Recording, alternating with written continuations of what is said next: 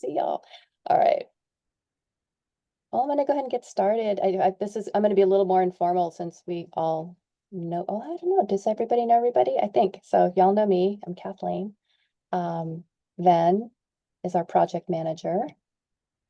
Craig is one of 6 stakeholder working group members who I don't know where everybody is tonight. Maybe we shouldn't do this in November anymore. And I want to talk about 2025 plans. Angel, have we had a meeting since you started? I don't think so. Not I that I don't think participated in. so. So y'all know Angel is new to our team, and so he'll be working on this project in addition to some of our transit-oriented development, and he's got a sound wall project, and we're going to get some highway projects under his belt. Briza is from our District 5 office, Councilmember Ortiz's office. Thank you for attending. And Lupita is on our outreach team, and she has been very instrumental working directly with the residents.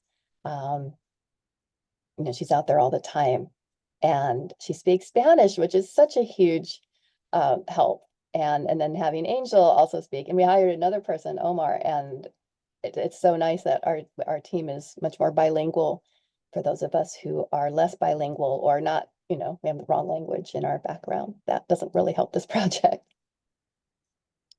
So let me just, do I need to run through And the we have Scott housekeeping items? Hensler. Pardon? We have Scott Hensler. Is Scott here? Yep. I don't see him. I'm sorry, I don't see him. He's under the There you are. panelists. Yep, I had to go down. He wasn't popping up. We'll see what happened is now because I have to share my screen because Angels is being wacky. I can't see you guys as much. And when people pop in. So thank you, Ven. I'll need you guys to just pop in for each other. All right, so I'm going to go to the next slide. Normally we go through this full agenda about how to use Zoom and making sure that everyone's polite with each other. Yay, Sandy is here. Let me let her get in. Good evening, Sandy. Good evening. I'm glad you're here. I'm just going through the welcome right now. So we just did introductions. You've got the project team here. Craig is here and Briza is here.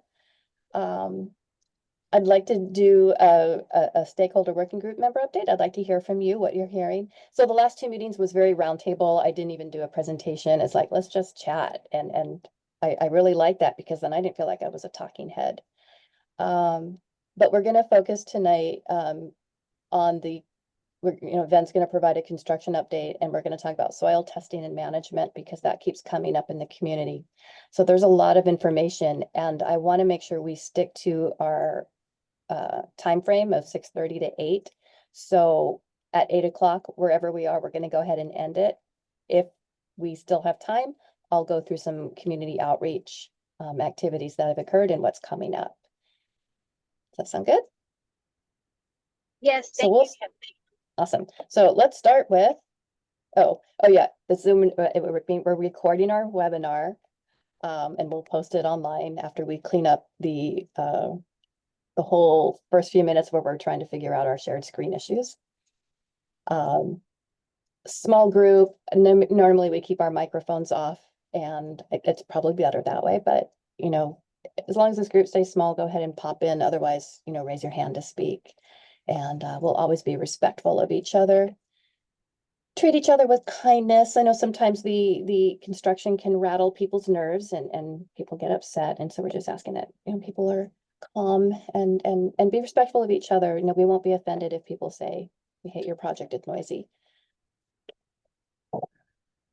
Stakeholder working group members are members of the community. They are project liaisons that represent neighborhoods. So Craig represents Thompson Creek, Sandy represents Capital Goss. And the intent of this is to, we share information with you, but you also bring information back to us. And you're sort of that conduit between us and the community as well. So you're able to make sure you're sharing accurate information, or if you hear something that's not accurate, you let us know. Or if you're hearing things and that need resolution, you bring that to us as well. And we have quarterly meetings, and I try to schedule these just off from our policy advisory board meeting so that we meet and then the following month they meet and then we're all off for a month.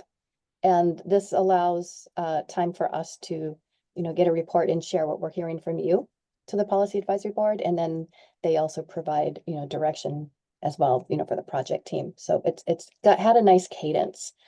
We've been doing this for what? This is like 4 years. We started in 2020, like August or November of 2020. So thank you, Sandy and Craig, for hanging in this whole time. I know, Craig, you said you're in for the next year, and I really appreciate that. Sandy, and for the rest of the group, I hope to hear positive yeses. You want to continue this? Yes. I'm so Great. interested. Thank you. Because we were kind of running out of steam a little because the project kept getting delayed on construction, right? So I'd love to hear things you want to talk about, like that you think we should go over for 2025. And if you don't have to answer me now, but if you have ideas now, great. If not, email those to me. It helps me know what's needed out in the community. All right, let me go to the next slide. This is the part where Sandy and Craig get to talk and tell me what's going on in your neighborhood. What are you hearing? How are people feeling? Well, I'll speak for Thompson Creek Neighborhood Association.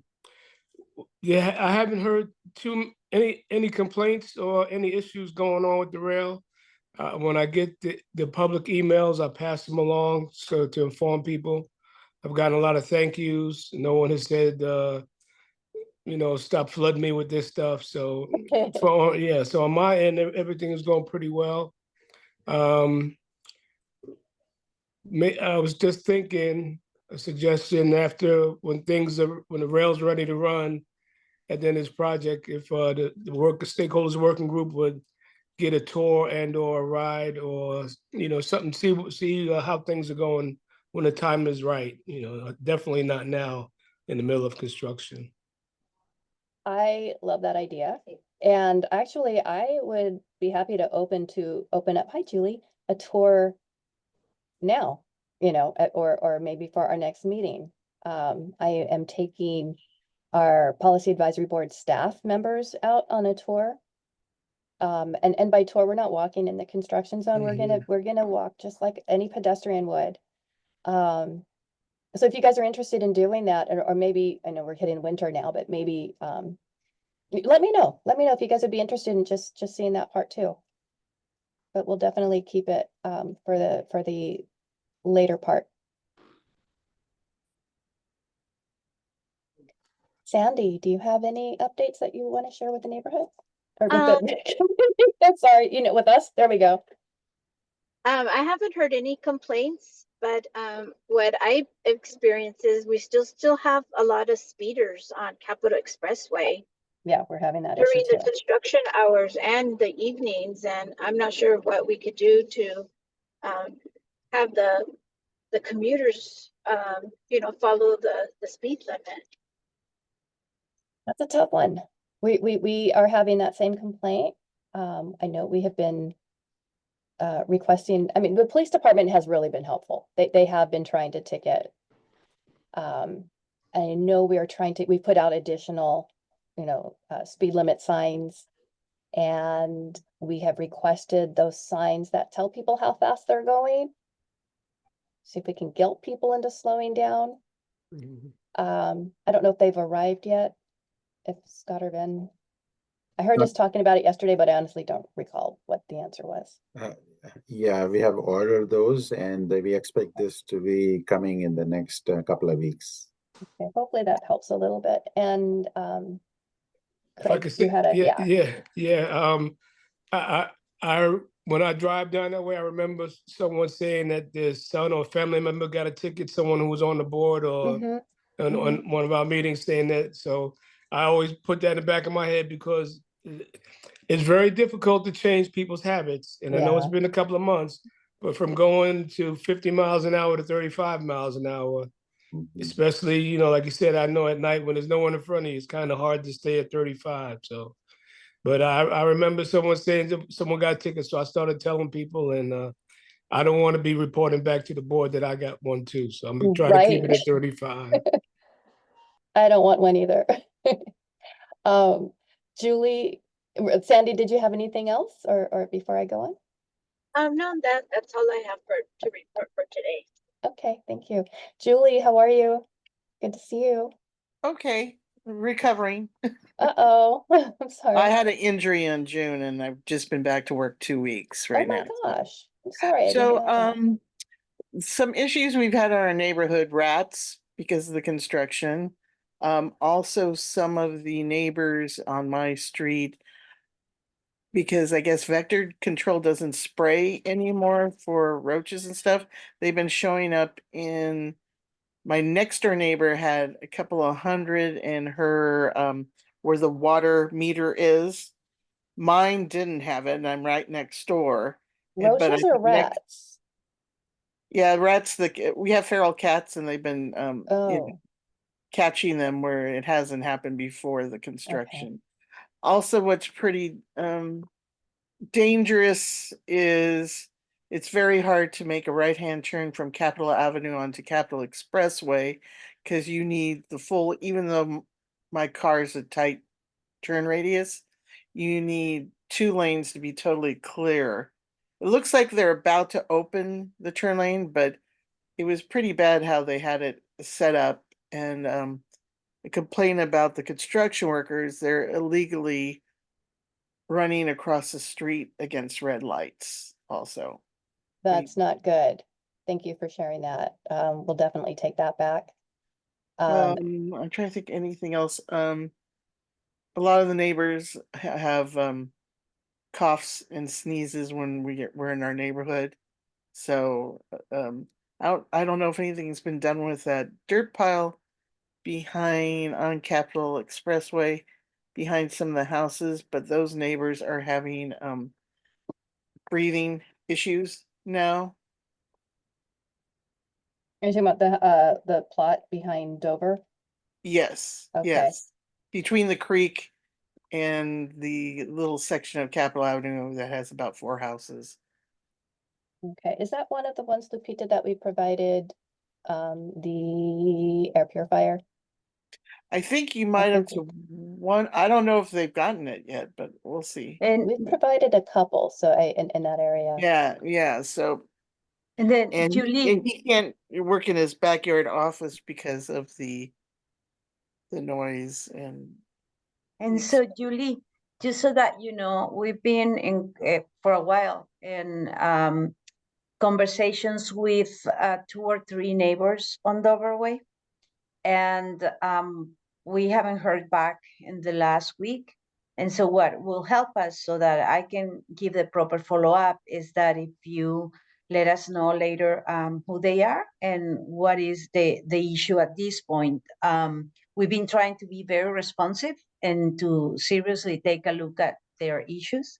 Well, I've heard so- you haven't been responsive enough to their emails, and they ask over and over again. They want the results from the testing that's been done months ago, and nothing has been sent to them.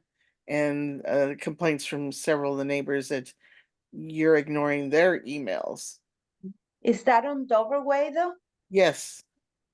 Okay, and that I haven't received any emails, but I mean, that's what I said. It will be helpful if you let us know maybe in the chat, or if you could tell me which neighbors they are so that I can follow up. I have not, Kathleen, we haven't received any emails lately, like in the Not- last 2 weeks. No, they keep on asking each month, last month, the month before, and we would like to see the results for the test.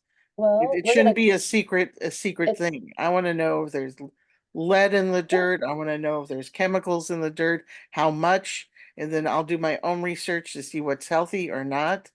But we're kicking up, and once you put the pylons to raise it above ground, who knows what we're gonna be seeing or what's gonna come out of the dust and dirt. so we have responded to folks asking for copies of the reports and we have provided it and then, Well, Dover Way people haven't gotten them yeah, I yet. was gonna say, I haven't received a call or request from anyone on Dover, but tonight we're gonna go over those. So Okay, So I'm glad you're here tonight, and then after the meeting, actually tomorrow, because I want to drive home after this, but tomorrow I'm happy to forward the same reports to you. okay. And if that'd we be can good. get the names, like if we can get it to Lupita, we can forward them as well. But what tonight Forward is to me that and I'll way. forward him to the neighbors Okay. then. That's good. We'll do that. Thank you. See, this is why we need to have these meetings and talk. So, 'cause we haven't gotten that additional request. We've literally had two. So good. I think that's it. That's Okay, plenty, but that's it. The rats thing, I don't know. I don't know, Ven, is that something we can bring up with the city next time we meet? Which I one, think I'm sorry? vector control needs to spray Thank you. the sewers in our area because of the construction is stirring up everything.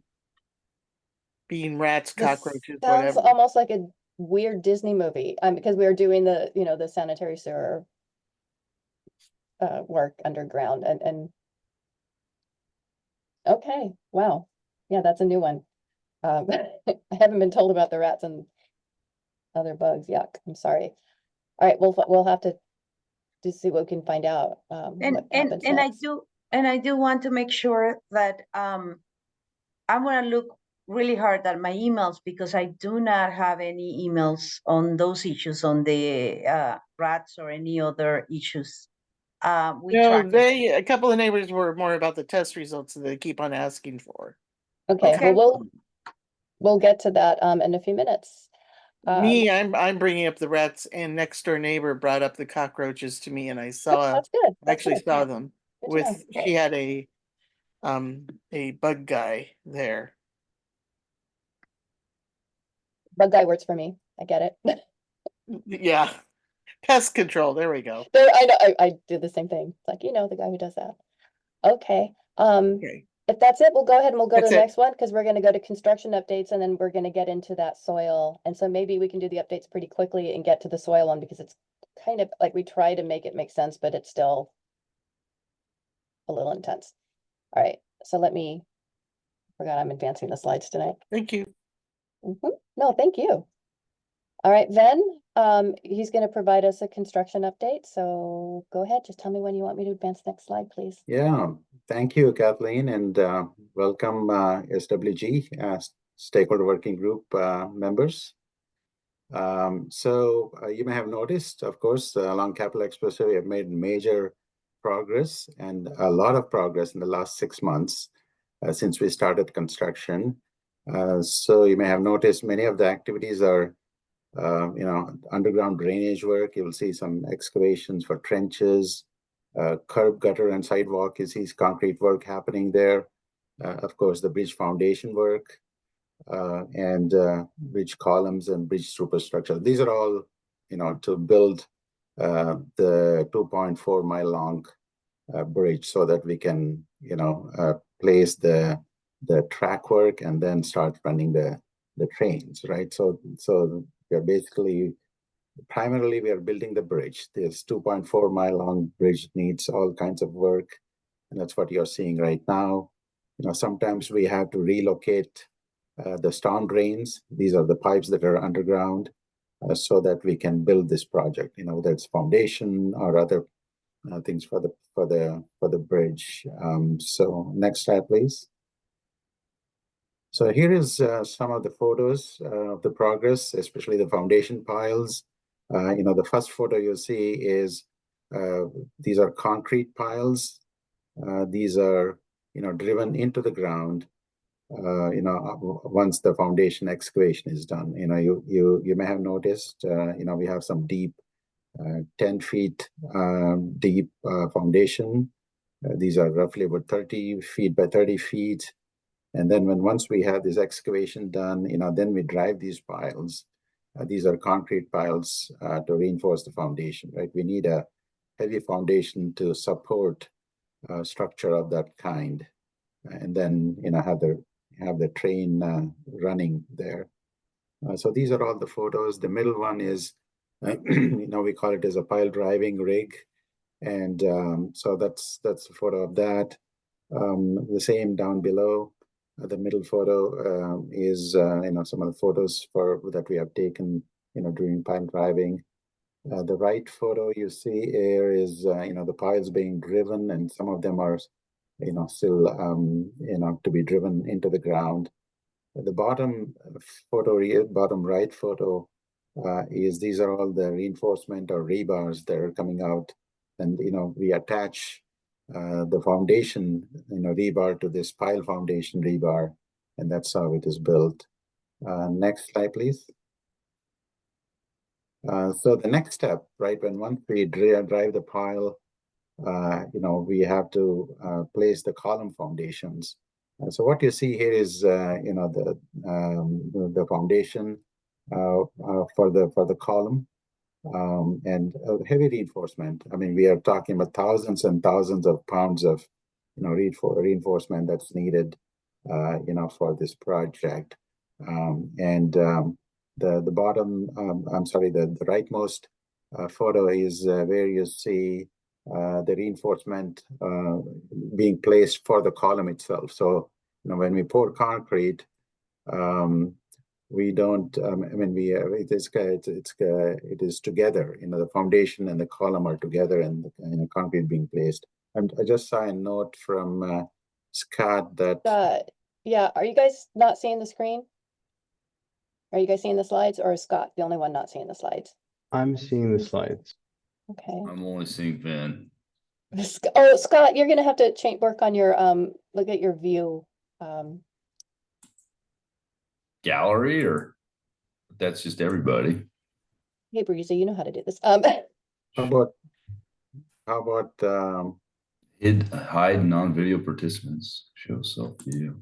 Yeah, I don't know. Anyway, go ahead, go on. Just Doesn't play with matter. your controls and you'll find it. I don't want to mess with my controls and then drop everybody.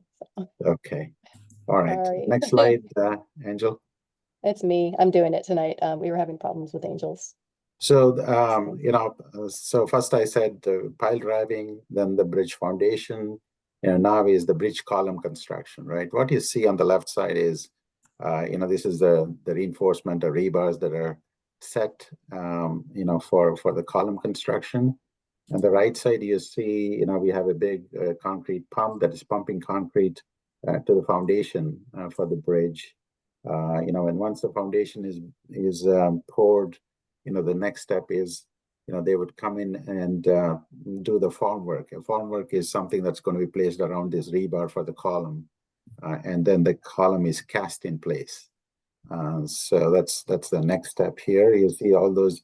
You see even the far side of the photo that you will see another column being set up there for concrete pour. So these are all, all these are done in sequence, right? Foundation, column, and then we call it a superstructure. You may have noticed now, we have the superstructure. So we'll go to the next slide here, and I'll tell you more. Next slide, please. I think in the very first photo you have seen the superstructure photo. We can show that later again. And what you see here is, these are all the mitigation that we are, doing for this project, right? I mean, we have, for the last many years, we have told you what to expect, when it comes to construction, whether it's noise or vibration, there is, other things that we are also mitigating, while we are, building this project, right? So these are all some of the samples that we took, photos that we have taken. The very first photo to the left is, this is a vibration and noise monitor, installed at several locations. What it does is, it gives us the reading, of the noise and vibration.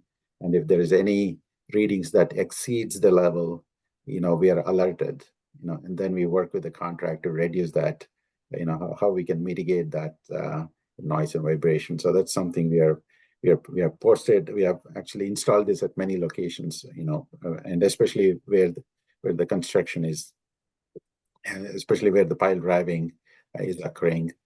So the middle photo, what you see here is, that green, orange kind of band you see. We call it as a pile shroud. What it does is it muffles the noise of the pile driver itself. The pile driver is that big hammer that hits the concrete, right? That's where the noise is generated. So we have this double layer of fabric. It's a thick insulation, sound insulation fabric that's being wrapped around the hammer. So it minimizes the noise. I mean, it's not going to completely eliminate the noise, but it reduces the noise there. The photo you see on the right side, we call it as Baker tank. What it does is a Baker tank. When we are doing work, there's a lot of groundwater, right? There's when we excavate, we have a lot of groundwater that are there, and so we have to remove the groundwater. So the groundwater is murky. It's got all kinds of solids, and we cannot discharge this into the storm drain, right? Because it clogs the storm drain. So what we do is we store that water that is taken out of the foundation, and we put it in this Baker tank on the right side. This is the right photo you see here.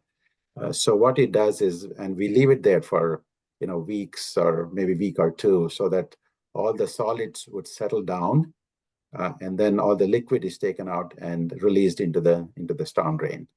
So that's one of the steps that we do. We want to make sure that this operation is clean, right? As much as possible, clean operation, not impact, the other things, right? I mean, we don't want to dump in a lot of, soil water into the storm drain, because it's going to clog it. So there are certain ways. I mean, there are certain things that we follow very strictly to make sure that there is no secondary impacts, from construction. So this is one of the good example as to as the stewards of making sure that the storm drains and all are functional. So we make sure that this is done in a proper way. So next slide, please. So here is other the mitigations that we do, right? There's pedestrian traffic along Capitol Expressway. There's pedestrian traffic along Capitol Avenue. So we want to provide as much as possible the safe path to the pedestrians, right? So what you see on the left photo is that white barrier you see is the barrier that protects the pedestrians from the vehicles, right? If there is a traveling, the vehicles there, and the orange. So the orange protects them from all the construction work that's happening on the left side on the photos. So there's a clear path for the pedestrians to be in the middle. It gives them the path as to how they want to go. They have to go, and also there's a safety barrier. So protecting the pedestrians is one of the utmost safety, and we take it very seriously. When it comes to pedestrians, going through the construction zone. The middle photo you see is the street sweepers on the site. We have this regular sweeping done every day, to take out all the dust, from on the street, created from construction. So we have these regular sweepers that run, during when the construction is happening. The right photo you see is the water truck.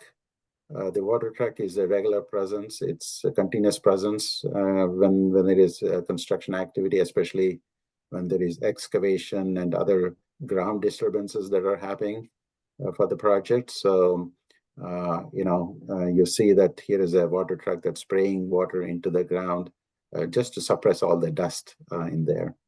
So we are doing, our very best here, trying to minimize, the secondary, impacts from during construction. So next slide, please.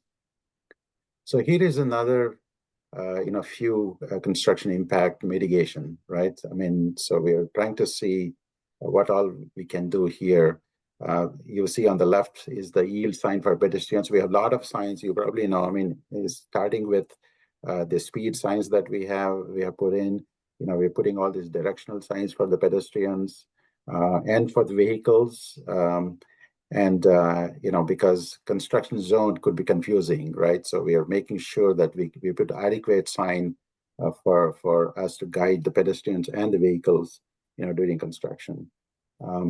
So the middle photo you see here is the flaggers. We have flaggers on the project, at locations where, construction is happening, especially at the intersections, and where we think we need a safe passage to the pedestrians. So this is where, flaggers are there. Flaggers are there also to temporarily, control the traffic if needed.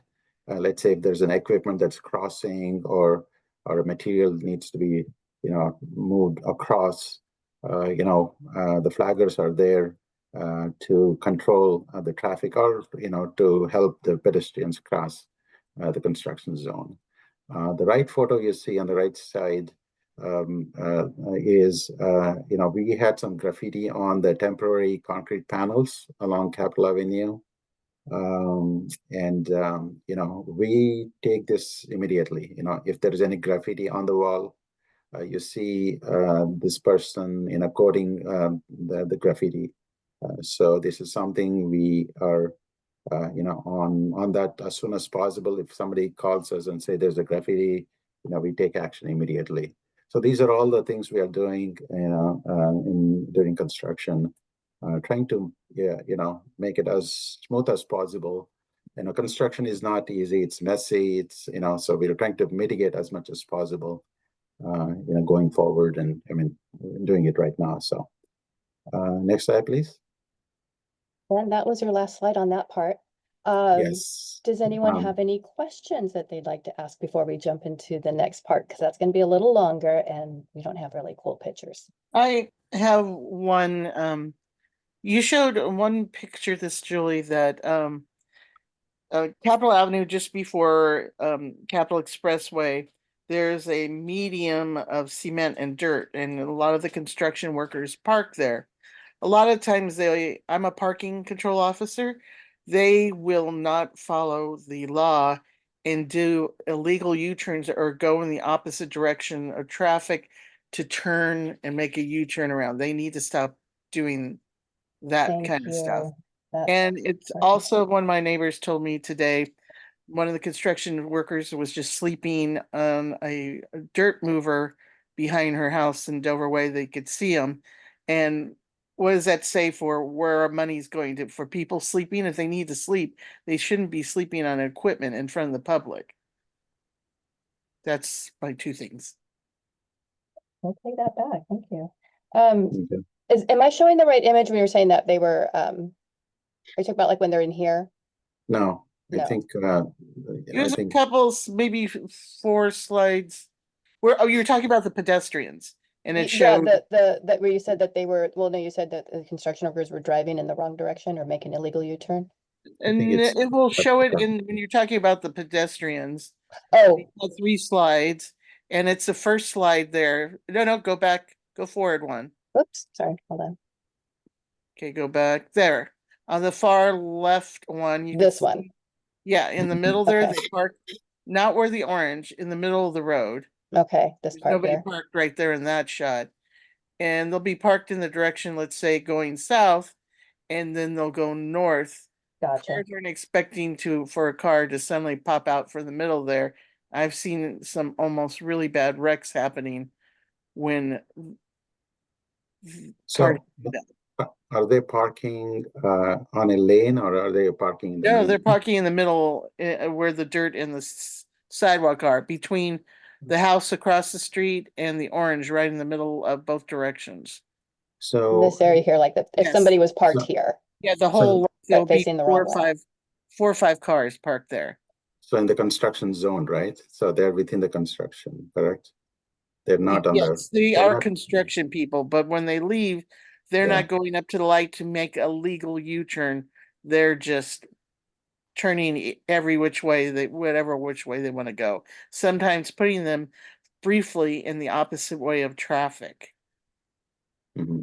Yeah, I think that's something we can probably inform the contractor not to do any illegal turns there. As far as the parking or parking their cars in the middle, This could be because there may be some work happening, and also we know that, right, there's a challenge. No, they're parking there because they're working in the area. Okay, It's a parking space. They're using it as a parking space, which okay.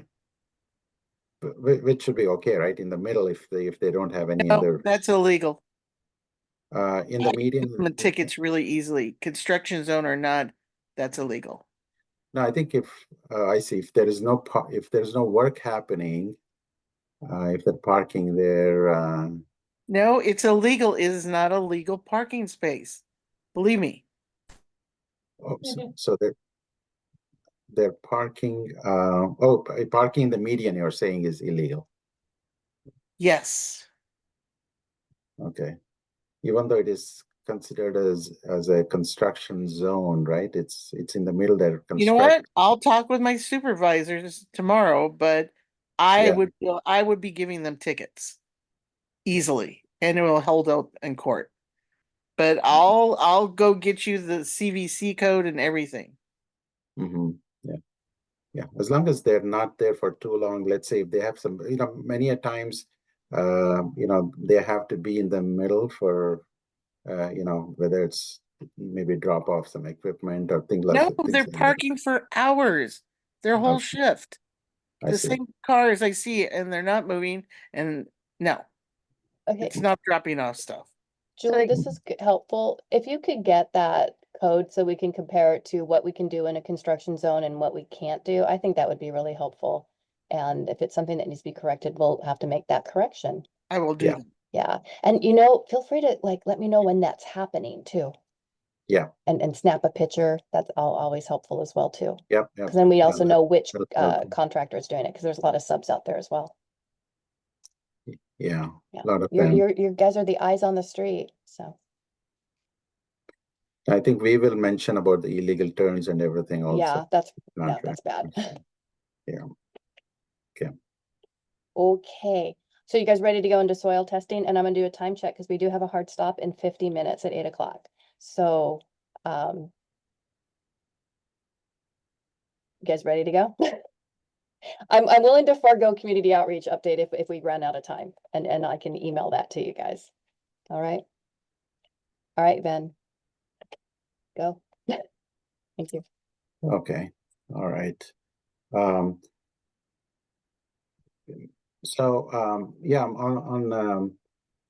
just wanted to give an update. In fact, I mean, this is something that we have been regularly updating. I think the last update we gave was at the public meeting we had. I forgot the name of the school along Ocala. I think it was off of Ocala. We were at Cunningham? Is it? I'm sorry. Is it not Cunningham? I think it was off of Ocala, and I know Lupita knows that school. I think me and Lupita were there, and Angel. That one. Okay. That was the meeting with District 5 and District 8. Yeah. Correct. So, I want to give an update. I know these questions are coming up, about soil testing and, lead levels. First of all, let me tell you, we have the reports for all the tests that we have done from the beginning.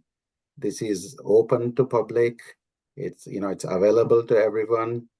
I keep, hearing that they're not getting the reports. Please send your emails. However, we'll be happy to supply with you the whole reports. So let me be very clear that it is available for anybody to, get a copy and take a look at this report. So with that, let me start with this one. Of course, safety during construction is a priority for the contractor and the committee, and we understand that. We also understand that, there were, recently there were, or at least in the last couple of years, there was concern about, the lead levels in children being higher because of the airport being there. In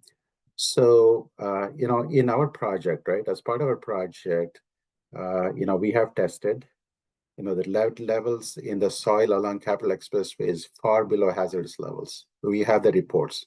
Anybody can access this report. We'll give you a copy, and you take a look at it, and you come to your conclusion.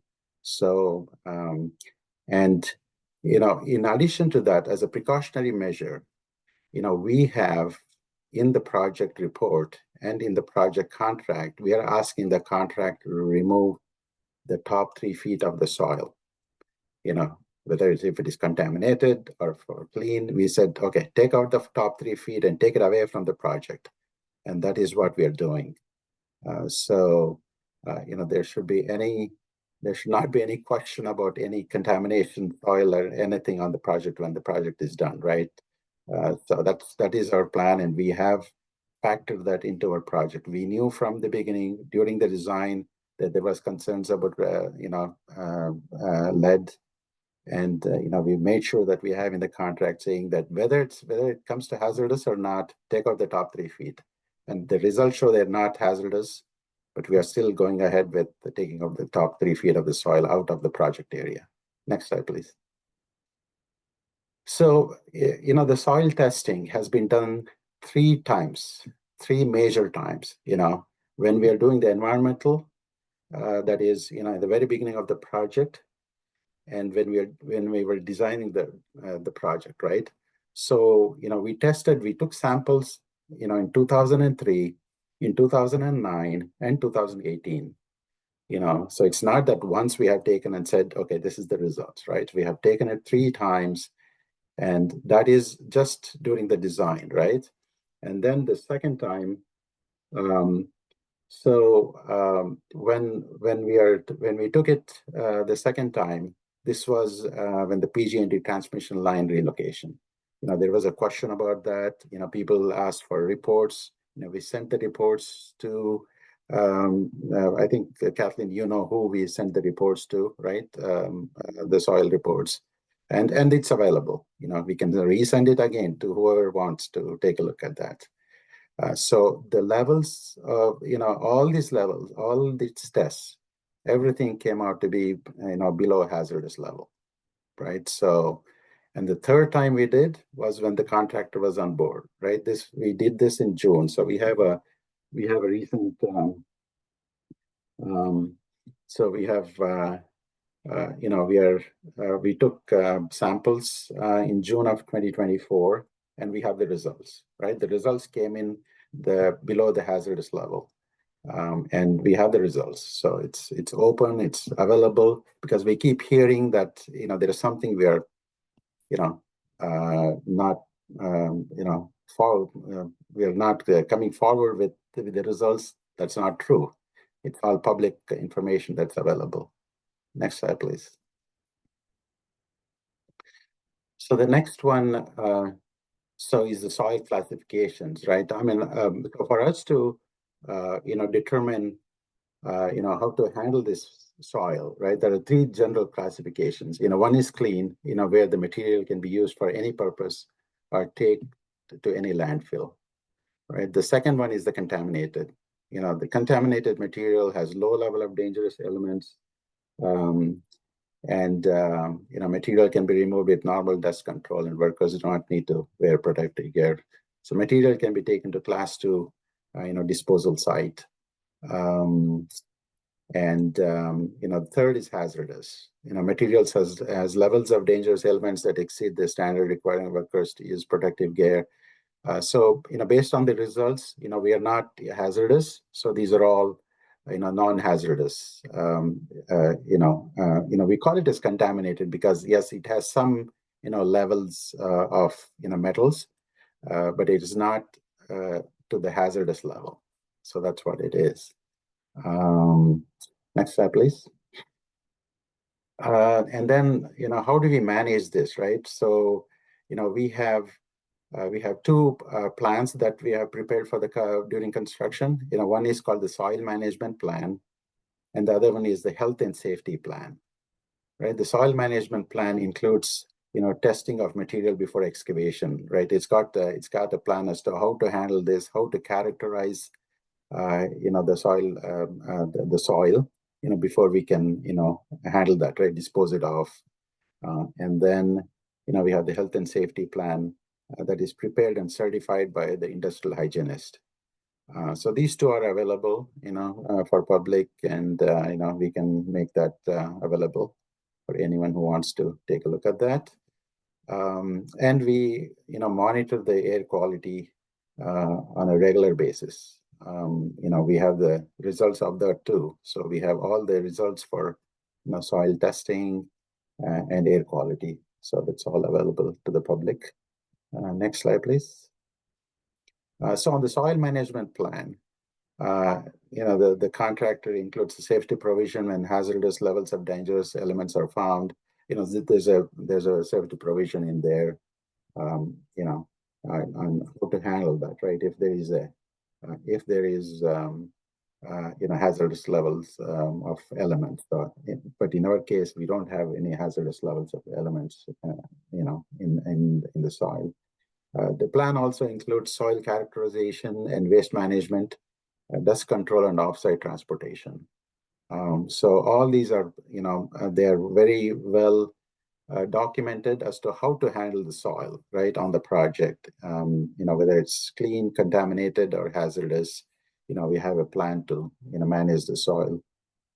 So to date, no level of hazardous material has been discovered during the environmental sampling or testing during construction. So, that's good news. It's very good news that we don't have any hazardous level, of any elements here, whether it's lead or other elements.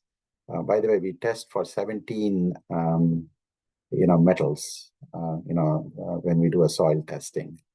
Lead, chromium, nickel, we do several testing on those. All those results are available, to whoever wants a copy.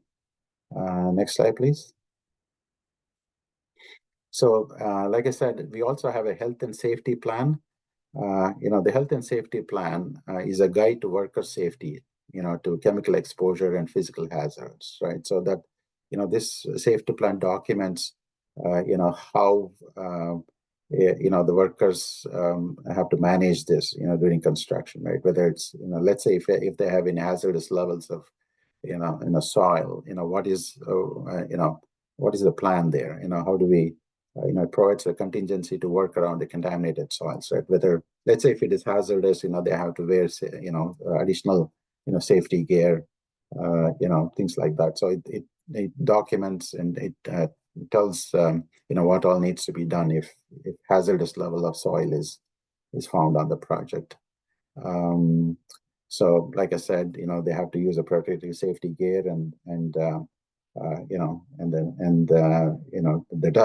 dust management is another one. How to manage, the dangerous levels of soil if it is found. So luckily, so far, we have not hit any hazardous level on the soil. Next slide, please. So now that we are in construction, so like I said, this is the third time we are testing, right? We tested environmental, we tested when PG&E was relocating the poles, and the third time is, in construction. So in June of 2025, we'll see on the right side is the cover sheet of the sample and analysis plan that was done on June 25th. The final report was prepared and it's available. So we took 20 samples in our 20 locations. We took samples right across full from along the project area, and we tested for 17 different metals. Like I said, lead, chromium, nickel, and other elements. And these samples were taken at shallow depth, and we were, primarily, lead was the concern, and so we did the ADL testing, along with other metals, right, for testing. So that's what we did, and this was per the soil sample plan that I mentioned just previously. Next slide, please. So these are the locations where the samples were taken. You will see these are, with this test that we did during construction, we pretty much covered so closely each of these soil testing. If we supplement this testing locations with what we did for PG&E work And then what we did during the design and environmental phases, we really, did so many testing that we have a very good profile of, the soil, along the project area. Next slide, please. So here is, some of the locations where the soil samples were taken. You will see on the left, the first column is where, these are the stations. These are, when I say stations, these are, stations related to where the constructions are happening. We have a way to locate where along this 2.4 mile long, so that's what this on the left column is. And then we have the color coded sample locations, and we ID the samples, and we also have a representative as to how much of a cubic yards of soil we're testing, right? So the right column tells you a representation of so much cubic yards we are testing. We want to cover everything, right? We want to cover the whole area. We want to profile the soil and see where it falls, whether it's clean or contaminated or hazardous. Like I said, so we have done that. There is like I said, we have the soil sampling plan tells you exactly how to profile this, take samples, where to take, and we have all that information.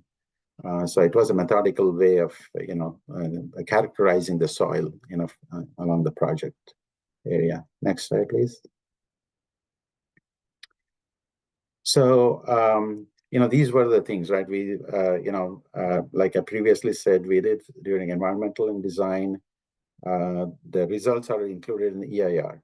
It is on the website. If you go to EBRC, this project website, if you go to the reports, you will see the samples that were taken, the test results that were taken, and that is during the design phase, right? So, and then the second time, like I said, when PG&E was doing the transmission relocation, we have that information, and this information was provided to the community in one of the meetings, and we'll be happy to provide again to whoever wants that.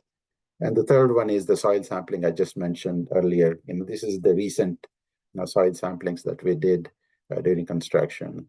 The findings are the lead concentration did not exceed the Department of Toxic and Substances Control. This is the agency that regulates the toxic substances, and the criteria there is the lead concentrations. If they have to be below 5 milligrams per liter. Previously I'd mentioned we had taken 20 tests. Out of the 20 tests, 2 samples, had high concentration of lead. But and there is a process from DTSC. If any of those, go above the range, they ask you to do a second test. And the subsequent test, when we did, the results came out to be less than 5 milligrams per liter, and this is all documented. So when we did the second test, it came below the hazardous level. The hazardous level is if it is over 5 mg per liter, is considered hazardous level. But in this case, it came out to be very less than 5 milligrams per liter on the lead concentrations. Next slide, please. So this goes back to the PG&E transmission polls that we did in 2022, 2023. We had taken at 10 locations where foundations, each foundation was over 40 feet depth with 6 feet diameter, and excavation from the holes combined into 4 stockpiles. We stockpiled the material and then we tested. Testing was done by a lab in Milpitas. So again, this information is available for public. Next slide, please. And these were the locations that we did during the PG&E transmission line relocation. So now we have more of this, right? We have more beyond the limits where the relocation happened. We have tests all the way to the north, up to Capitol Avenue, and south to Tully. at that area. So next slide, please. So the PG&E test results back then, right, when we did in 21, 22, same thing, you know, we were testing it for 17 metals, hydrocarbon, you know, we were also testing for pesticides and, you know, volatile organic compounds. You know, a report was prepared for each stockpile. I had mentioned about 4 stockpiles that we had. We had collected all the materials and then we sampled before we disposed it off. You know, the laboratory results show concentration ranging from 9.55 to 38.3 milligrams, so which is you know, way below the EPA defined level considered to be a lead hazard in the bare soil. So like I said, you know, we have this information and you know, and all the results are you know, below the hazardous levels. So we did notice there was some high concentration of chromium, but you know, the chromium level was also low enough that it could be disposed as a contaminated material rather than hazardous. So I think yeah, again, so here you know, the chromium levels were comparatively high, but below the hazardous level threshold. So next slide, please. Air monitoring of this project is being done, you know, during construction activities. Dust control is managed using water spray whenever there is excavation or piles of dirt. I mean, you know, in our early, you know, presentation, I showed you, you know, the water truck and you know, street sweepers being active during construction, and we do it on a regular basis every day. And the air quality levels are well below the action level of 1 milligram per cubic meter, which you know, ensuring the compliance with the local, state, and federal regulations. So there is a threshold of you know, what the you know, air quality level should be, and we are very well below that. And we have the results of the air quality, and we get a regular report from the contractor also on this one. And we set up this monitoring, you know, at various levels, especially where the you know, the construction is active. You know, we are there to monitor the air quality. Next slide, please. So here is you know, the air monitoring result that we got on October 30th. So what you see on the right side is that the monitor that you know, that reads the air quality. So you will see in this column, yeah, you know, you know, the threshold here is 1,000, you know, micrograms per cubic meter, and we are 5.1. You know, we are so well below, you know, the allowable, you know, threshold, right? I mean, the other one is, you know, 1,000, and we are just 8.8 here. So, you know, the air quality index is 20 or less than 100. So if you see all these results, you will see that we are doing better here, you know, when it comes to air monitoring. You know, all these results are available, and it could be provided to the public. Next slide, please. And with that, I'll be happy to take any questions.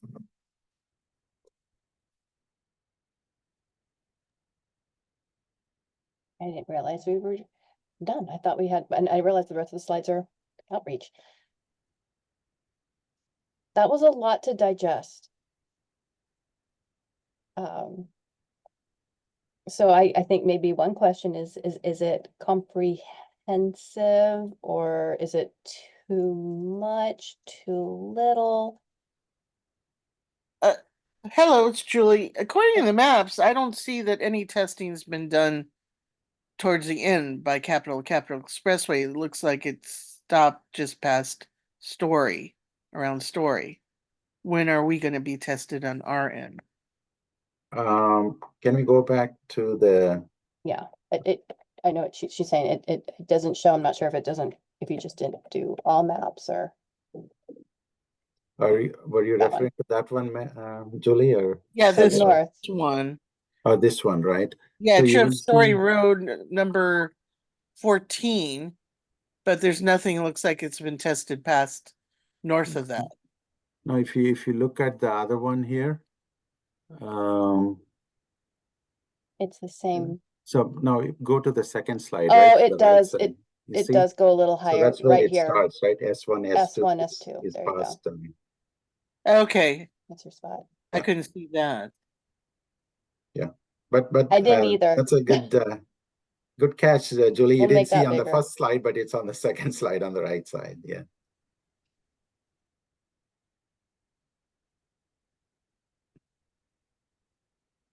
Yeah, I mean, you'll see more concentration of tests that's being done between Capital and Story Road, because obviously, right, we have the gas stations at Story Road, and so and another thing that they did was they also looked at where was in our previous tests, was there any gaps that we need to check, right? So that was another thing. They said, hey, you know what, we took tests 150 feet away, let's take one in the middle. So that's why you will see, if you combine all the three profiles that we did, it covers the whole footprint of the project.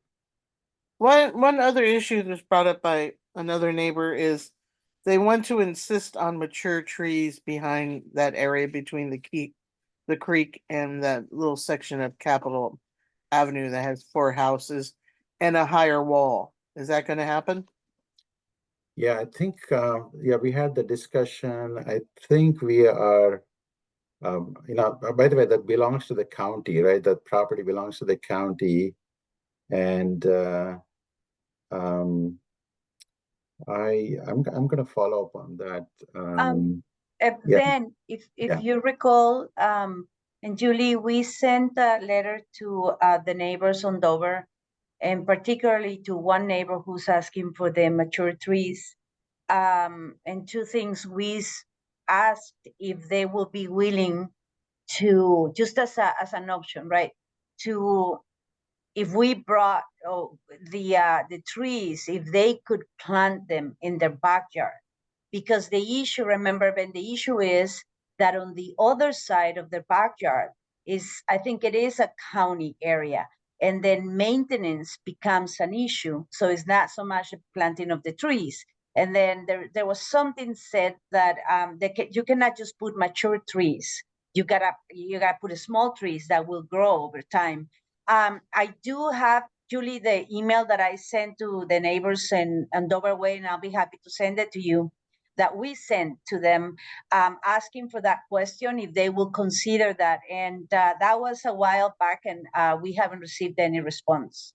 So you're taking away their property. Isn't county and isn't VTA county?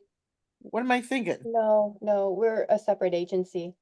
You are, okay. Yeah. So it's no cost or no them planning or work should fall on the neighbors. That's your responsibility. And, enough. It's not our responsibility. It's your responsibility to take care of issues. Okay. Yeah, and so if the trees were to be planted in the area outside their backyard, then that needs to go into a process that, Ben, please help me out as the project manager, because I remember this was considered, and there were conversations and meetings with the county, and the issue is that the other side of the area is not VTA's property, it's the county. And so, Ben, do you recall those conversations? I recall. I don't recall the details, Lupita, as to what we did the final. We can always get back to Julie on that, right? I know we responded back, right, on that one. Yeah, I don't recall what the final. Right. My recollection is the county does not want us planting trees on their property. Yeah. One offer that we can do, we're working with our city forest, and we're working on a contract with them right now, because there is tree mitigation from the trees that we've removed in areas of the project. so that we can plant trees. And we are going to be looking for places to plant those trees. And those places can be on private property. So if folks would like a tree planted in their backyard, not behind their backyard, but in their backyard, we can help secure that tree for you. So Now, we you know, were annexed from county to the city. So why is that little section county then? It should be city. the section behind Dover, you know what? No. We've had a couple issues where people weren't sure who owned what, and then No, it turns this out, oh, is, it is the county, but yeah. I'm happy to make sure we double, triple check It's- on that plot we- of land behind your houses. Kathleen, it- we have is county. Yeah, county. that's what I thought, but county. I just, in which case, we know we can't, right? It's not ours. The county doesn't want to plant trees there. They're not going to maintain them. But we can offer trees to plant in your backyard on your side of the fence. Yeah, and you're gonna pay for it being planted? I'm actually having a meeting tomorrow to iron out those details and understand exactly what the offer is, but I think Okay. I think that they can be planted for you, or, you know, I've done this where it's community tree plantings on like public right of way areas. I've never gone into someone's yard, but that is one of the things I plan to iron out, because I'm hoping that this is something we can roll out after the holidays. Well, they will plant in your yard because I'm a senior and they planted a crepe Okay. myrtle for Good to know. free. Mhm. Well, I think we can have it planted, Kathleen, so. Yeah, I wasn't, well, I'm being careful what I commit if I don't know the exact answer. So I want to make sure I'm positive on that. I don't see why we wouldn't if we're trying to find homes for trees, and we're Yeah. trying to help our city forest with that as well. Colleen is I'm having the meeting with tomorrow, is saying yes, free trees for property owners. Okay. But Colleen, does that also mean we can plant? You can pipe in. so what will be important is to know if the residents on Dover Way, if that is something they would like. Yes. And then that's an email that we sent a while ago, more than a month ago. And it would be good if we hear from them directly. And it was also mentioned not as an imposition, but just as an option to consider and to further discuss. If that was something. The other issue is, so nothing stops residents or community organizations asking the county for what you need right in that area. It's just that and I recall this conversation when that VTA did ask the county, and the responses that it's just what we just conveyed to you.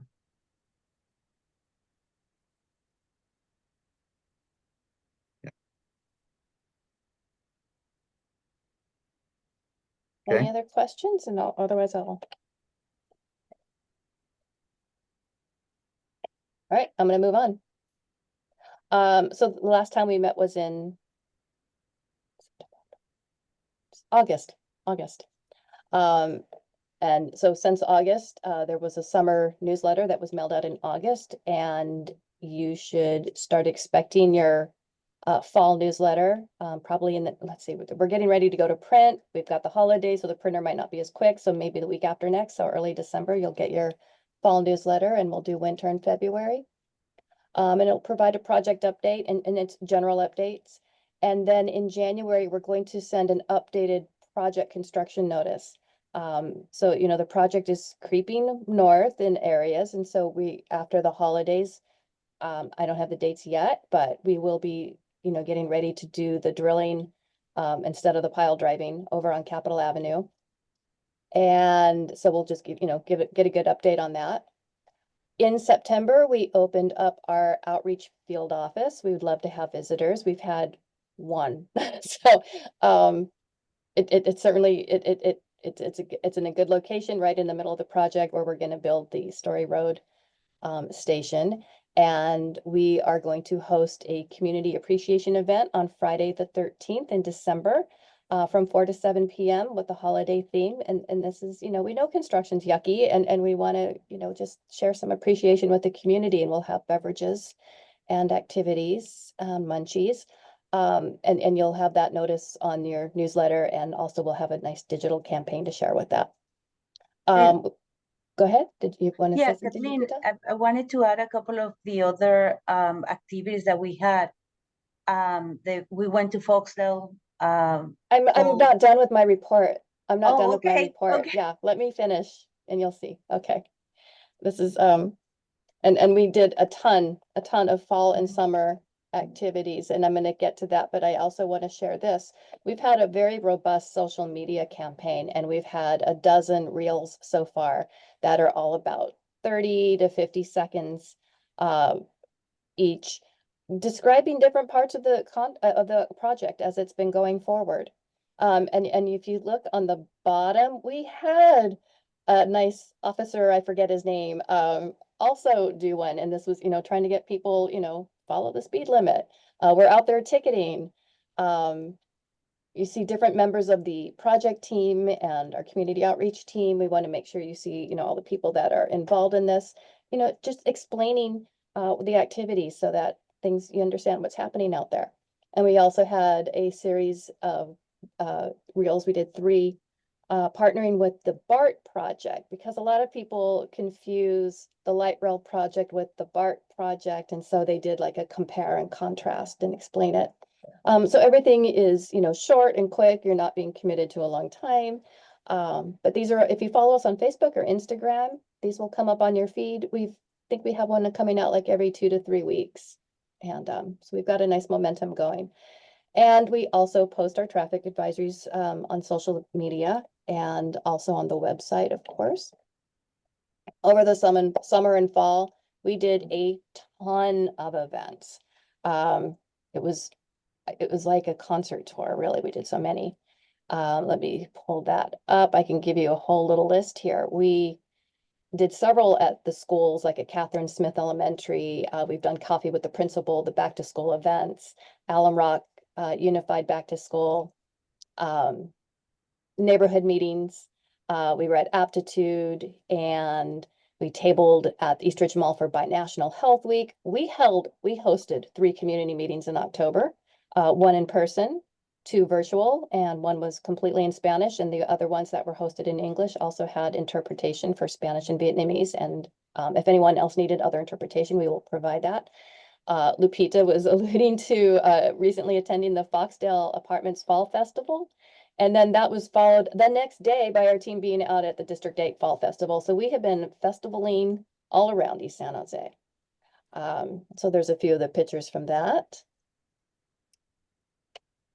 Oops, I switched screens, and so my cursor doesn't want to advance the slides.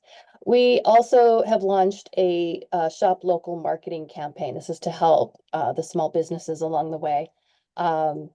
Just to, remind people, like if you have to go past our construction, if the lane is closed, those driveways are open.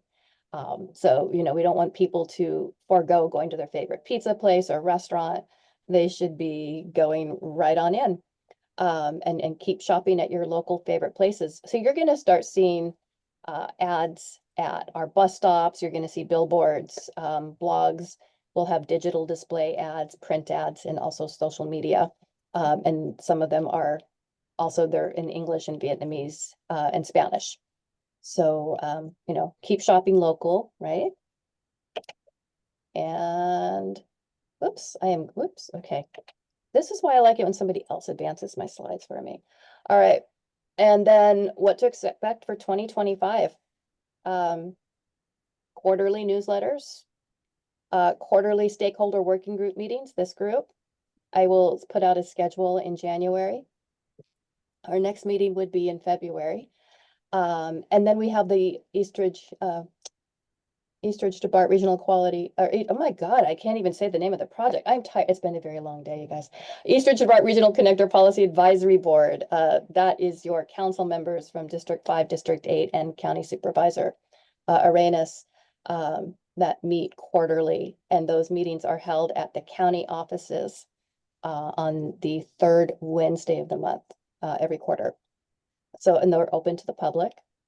And then monthly, we do a stakeholder email with a project update. Weekly, we have open office hours at the outreach office located at 1093 or 1091, depending on what side of the duplex used to be there. South Capitol Avenue. It's where the old barbecue place used to be. Our open office hours are Tuesdays from 8 to 12 noon, and then Friday 1 to 5. And if those times don't work for you, call us. We will schedule an appointment to meet with you. Okay, we are available to do that.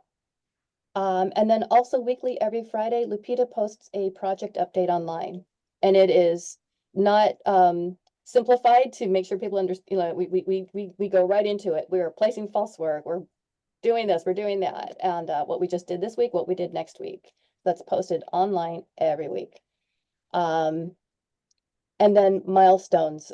We will do more mailed construction updates when there's a big change or something new coming along that hasn't been occurring in the past 6 months. So for example, we want to do one in January to, you know, a lot of things are staying the same, right? The traffic control, the lanes are, be on the, be aware of changing intermittent lane closures. But, we're getting ready to do the drilling after the holidays. And also when we have the intersection closures, we also post those as well, and we blast those out. So just, I'm still working on our 2025 plan, but that kind of gives you a little bit of an overview on that. And Lupita, this would be a good time. Is there anything, I see your face. I could tell you want to say something. No, it's just that to remind everybody that the first stakeholders, the ones that are right there by the project on parallel streets. So we have either mailed or post door to door about 600 flyers in English and in Spanish and in the other languages. And also we are in communication with Foxdale Apartments, K&K Apartments, Taylor Oaks. So as the work is coming to the intersection with Story Road, so that area, we very much are in constant communication with people there because there are changes to traffic coming up, and we want to make sure that they know what's going on. So that's what I wanted to say, Kathleen. We have a team here. Angel, did you have anything you wanted to say after this, or any other staff? No, just reiterating I'm gonna mute you really quick. Just reiterating the holiday event we're having on the 13th. It's gonna be a really, really fun time. Hope we get to see your faces. And just enjoy the space and have a little cheery winter with us. Angel muted me. I just wanted to also share, we are going to be participating at the District 5 Christmas tree giveaway on December 7th. So we hope to see some of you there too.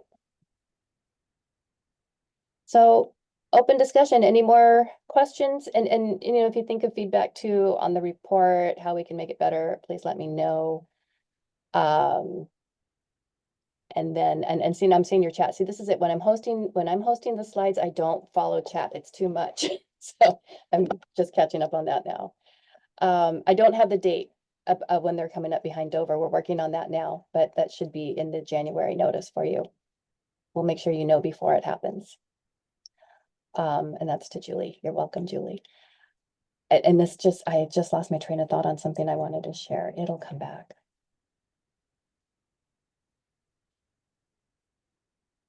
Yeah, 9 minutes, folks. Okay.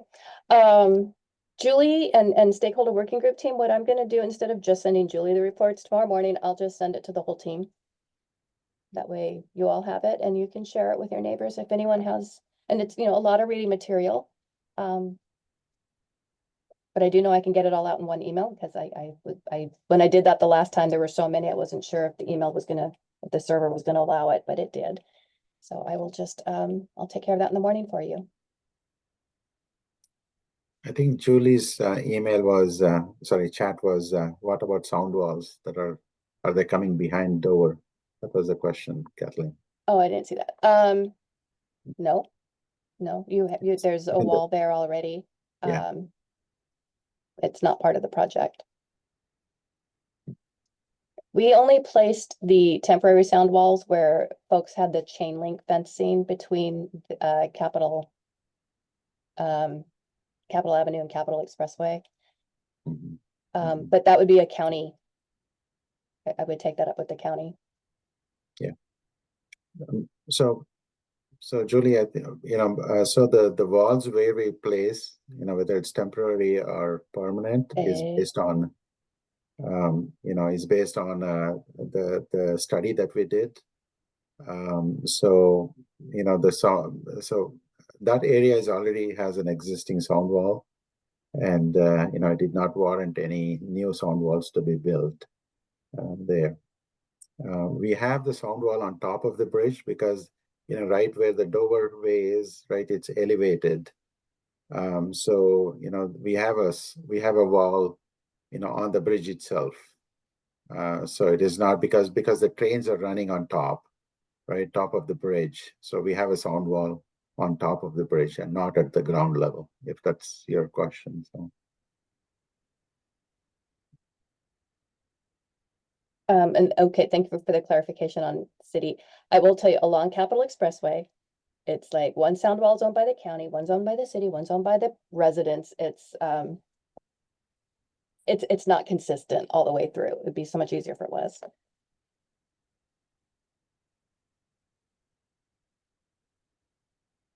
Okay. Will a postcard or email? So yeah, Sandy, we have a newsletter going out, and that announces the December 13 posted event that we're doing at our outreach office. And then there'll be a big social media push, and we'll be sending it out on email, website, the usual blast.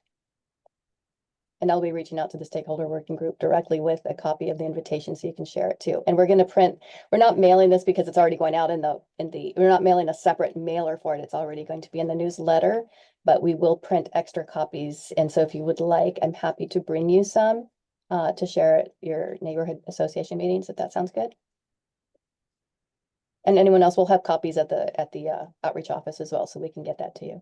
I'm adding this to my to-do list. Email this person, send that person. Okay. We used our whole time. We do have 5 minutes, but if everyone has, again, if you don't have a question now, if it comes back to you later, send us an email or call me. Next week's Thanksgiving, so I want to wish you all a good start to the holiday season. And again, come visit us on the 13th and celebrate. You deserve it.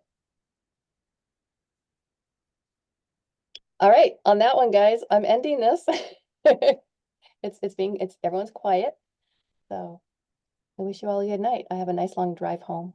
So Have a Thank good, you. thank you. Have a good Oh, holiday. they changed the Okay. end button on this too. All right, bye-bye. Happy Thanksgiving. Bye-bye. Bye.